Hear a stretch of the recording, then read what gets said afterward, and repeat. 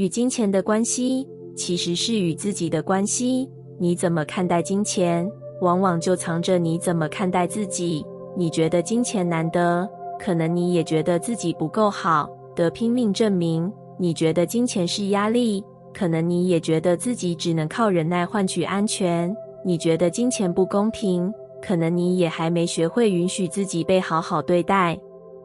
金钱从来不是冷冰冰的数字，它是一种情感的延伸，一种价值的映照。它不会单纯因为努力而来，它会因为你允许自己接收，相信自己值得，而自然流入。很多人以为金钱来自做更多、拼更久、效率更高，但其实金钱是能量的流动。当你卡在匮乏感、羞愧感、比较心，无论你怎么追，它都只会让你更累。我们从小就被灌输，钱要靠苦干实干才来，要省，要守，要够聪明，才不会输。但没有人教我们怎么与金钱建立一段有爱的关系，没有人告诉我们，当你开始真正看见自己的价值，金钱也会开始看见你。如果你总是在担心钱不够，请你先问自己，你是否总觉得自己也不够，不够聪明，不够厉害，不够值得？这些内在的设定会一再映照在你的财务现实里。当你害怕金钱流失，其实你是在害怕失去控制。当你对收费感到愧疚，其实你是在怀疑自己的价值。当你觉得赚钱要很苦，其实你是在复制你从小看到的受苦模式。金钱没有情绪，但我们把情绪加在它身上，然后让它成为我们自我价值的测量器，让它决定我们的安全感、自信、选择与生活方式。而这一切其实都能改变，不是从外在的技巧或策略开始，而是从你如何看待自己开始。当你开始尊重自己的感受，金钱会开始尊重你的选择。当你愿意为自己的价值开价，金钱会开始以能量的方式回应你的笃定。你不需要拼命赚钱来证明自己，你只需要回到内在，问自己，我是否相信我值得被支持？我是否愿意相信丰盛可以不苦？我是否允许自己体验轻松流入的可能？你开始怎么对待自己，金钱就会开始怎么对待你。你不再将就，不再牺牲，不再压抑，金钱也会不再抗拒，不再挣扎，不再躲避。金钱是你对自己的回应，是一面诚实的镜子。当你越活越真实，越勇敢表达渴望，金钱会流动得越自然，越自在，越长久。不是因为你变得更聪明，而是你不再批判自己了，你开始接纳你值得好好被照顾的事实。请相信，金钱的问题从来不是外面怎么了，而是我愿不愿意看见自己其实早就足够。与金钱的关系从来都不是你和他之间的距离，而是你和自己之间的亲密程度。你怎么爱自己，金钱就怎么靠近你。当你越是活出真实，金钱就越愿意停留。丰盛不是拥有，而是相信你不缺。真正改变命运的，不是你有多少资源、多少选择、多少机会，而是你内心是否相信自己已经是完整的。我们活在一个被不够催眠的世界，不够快，不够瘦，不够漂亮，不够有钱，不够成功。于是你从一睁开眼就开始追赶、追工作、追认同、追关系、追目标，仿佛永远还差一点才可以喘口气，才可以放松，才可以值得。但你有没有想过，真正的丰盛不是你手上有多少，而是你心里有多深的我已经很好了的信念。丰盛是一种内在的定义，它不来自银行账户的数字，也不来自别人怎么看你，它来自你是否真的相信，即使此刻没有结果，没有掌声，没有安全感，你依然是有价值的，依然值得被爱的。很多人以为丰盛是拥有更多，但如果你内心匮乏，就算你赚再多钱，买再多东西，你还是会觉得不够，因为你没有学会接收，也没有学会相信。丰盛不是累积来的，是允许来的，是你对宇宙说，我相信我值得，我相信我会被支持，我相信一切够用。那份信任会开始让你看见，原来你一直都有，只是你从没看见。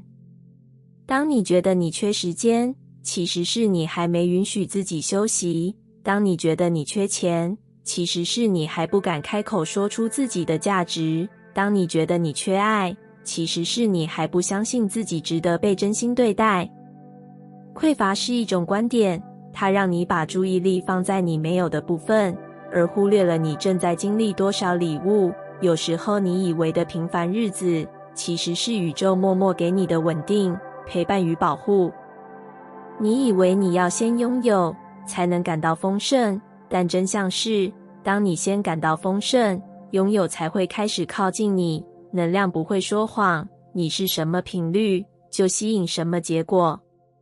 所以请你练习说，我已经拥有足够的资源去创造我想要的生活。我正在经历的不是阻碍，而是空间的打开。我值得，不需要先证明自己。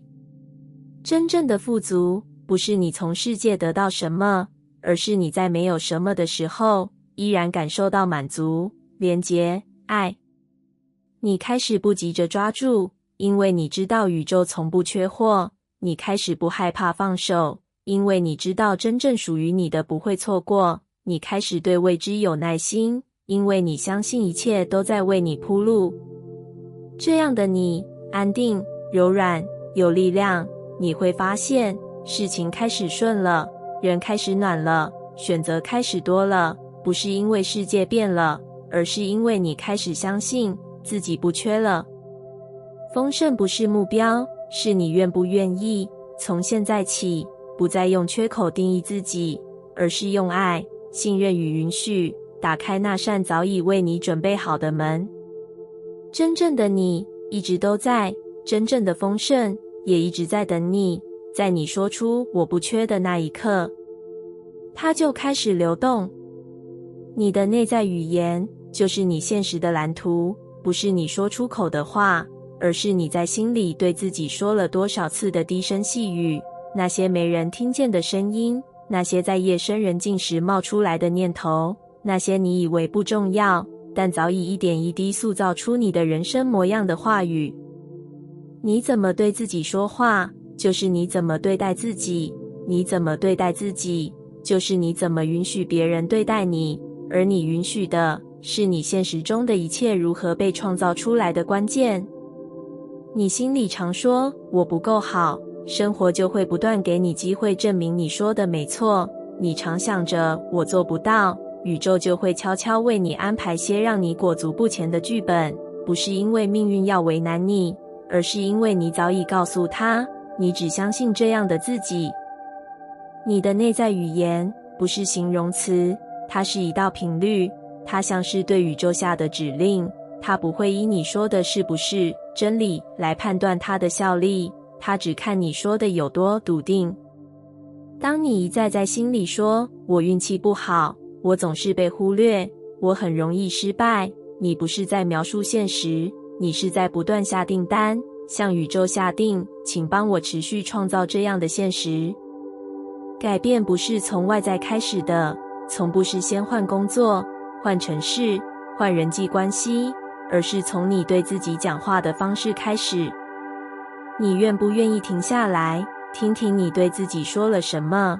你是否能在下一次犯错时，不说我真蠢，而是说我正在学习？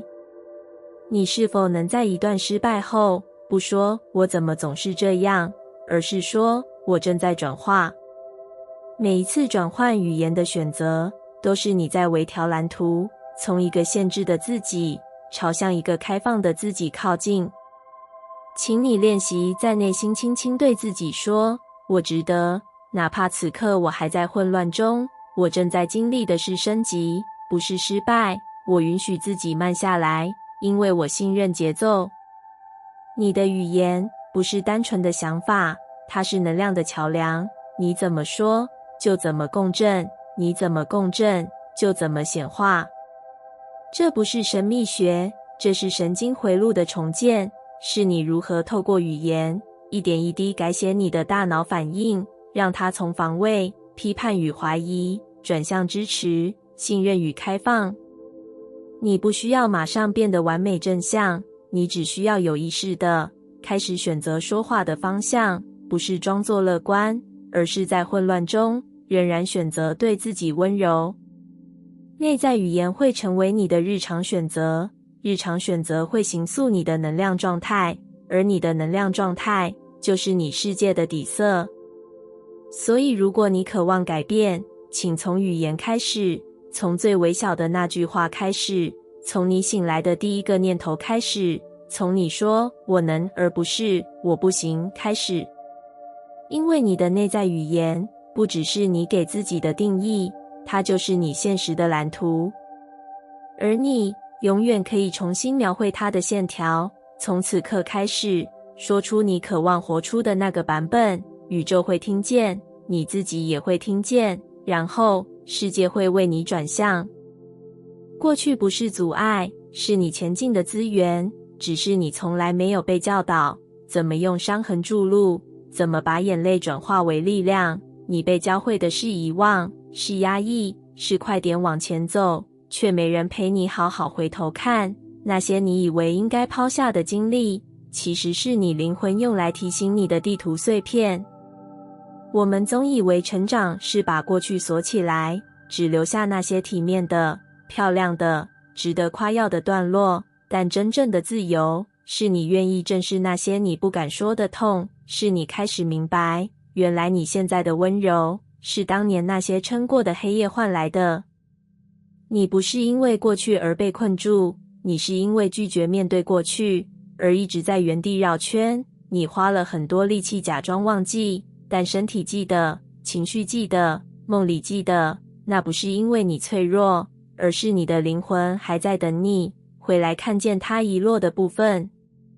当你愿意停下来，对那些曾让你崩溃的经历说，我还记得你，我愿意听你说完，那一刻你就开始取回力量了。那些伤不再是需要你抵抗的敌人，而是开始为你照亮内在的老师。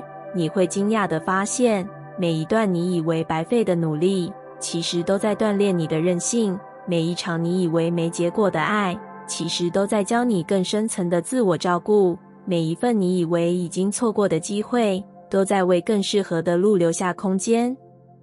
过去不是你的包袱，而是你意识觉醒的存折。当你愿意回望，你会从中提取无数灵感、勇气、洞察与直觉，那些都是真实存在的资源，只是它们藏在你曾选择避开的角落里。你不需要否定过去，才有资格拥抱未来。你只需要接纳那些发生过的版本，它们让你成为现在这个更清醒、更柔软、更完整的你。有些人会离开，有些梦会破灭，有些路会断掉，但你活下来了，而你从来不是空手而回。你带着理解、经验、转化的能力，那是任何书本、老师都给不了你的。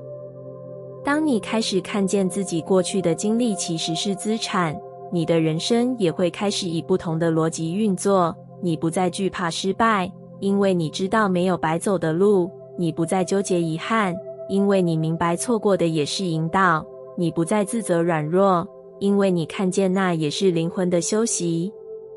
这样的你，不是没伤过，是被伤过却没有因此关上心的人。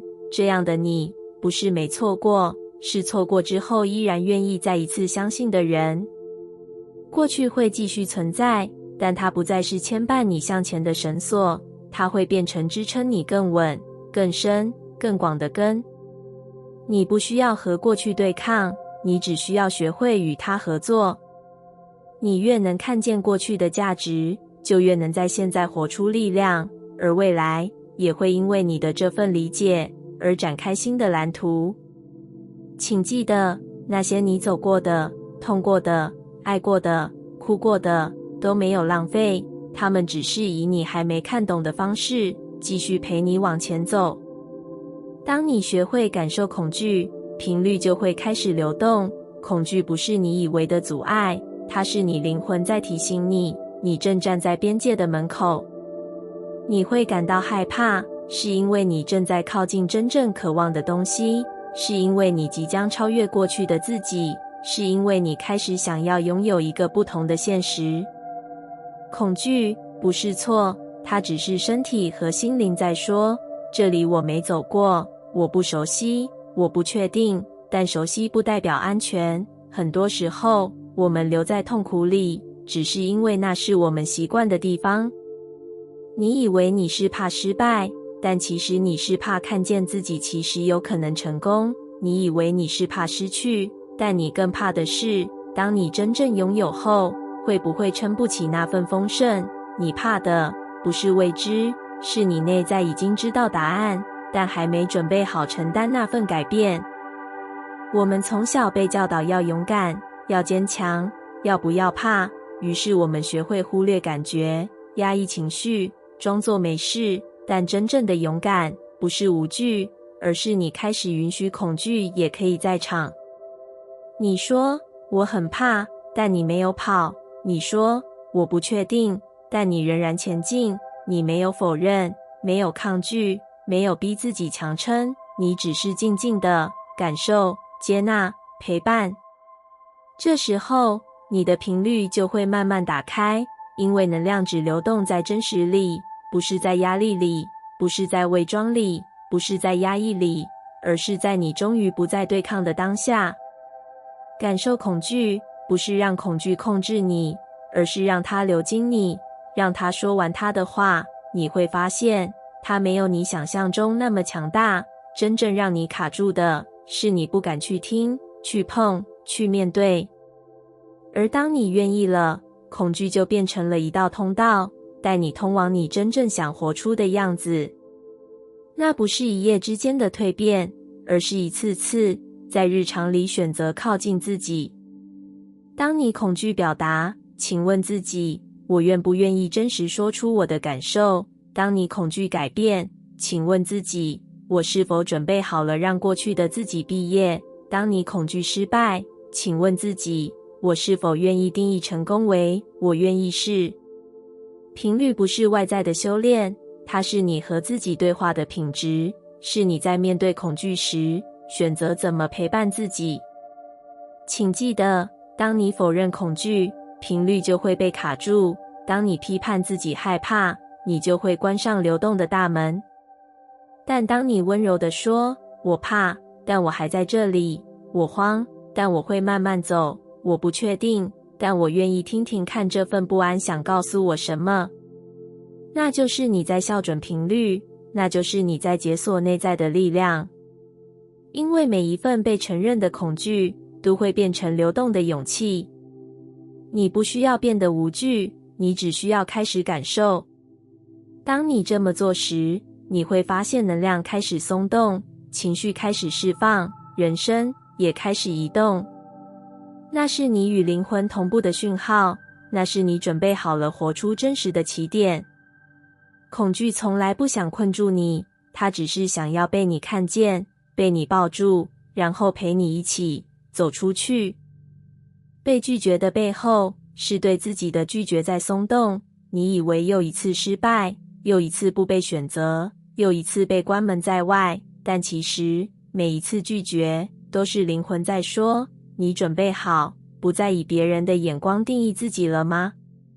我们从小就学会把自己的价值交给别人的反应，他们喜欢我，我就安心；他们不喜欢我，我就开始怀疑自己哪里不好。于是我们变得敏感，小心翼翼，把期待变成包装，把害怕藏进沉默。但这样活着好累，你不是真的在建立关系，你是在演出一个被接受的样子，你不是真的在前进，你只是在逃避被拒绝的可能。所以当被拒绝发生时，那个你最害怕的瞬间，其实是灵魂在帮你拆穿那个你早就不想演的角色。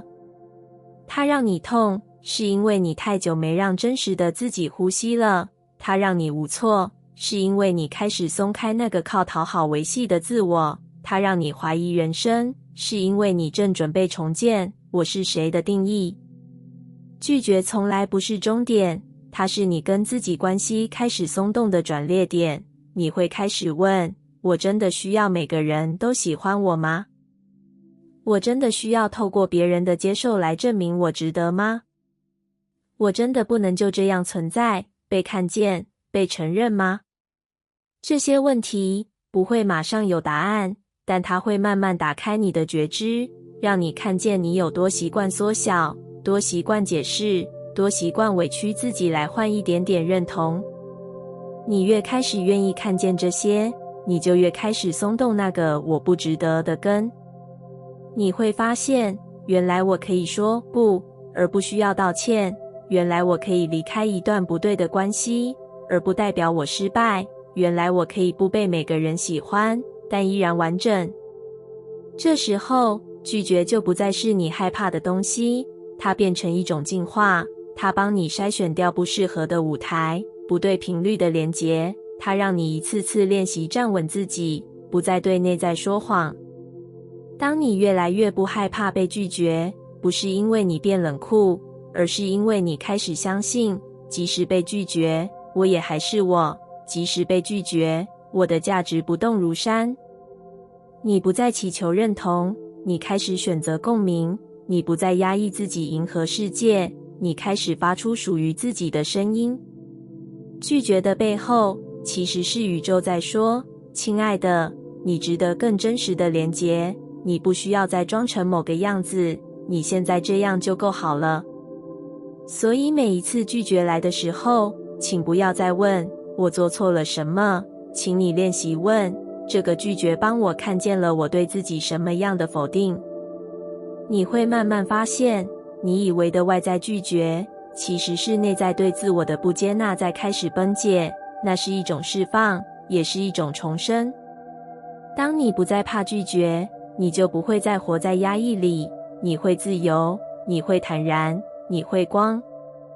因为你终于愿意不再拒绝自己了，从那一刻开始，世界才真的有可能来拥抱真正的你。感谢你听完我的影片。如果你觉得影片有帮助到你，欢迎点赞并订阅我的频道，让我可以持续与你分享。也可以在评论中留下你的想法和经验，或是将影片分享给你的亲友。再次感谢你的收听，我们下次再见。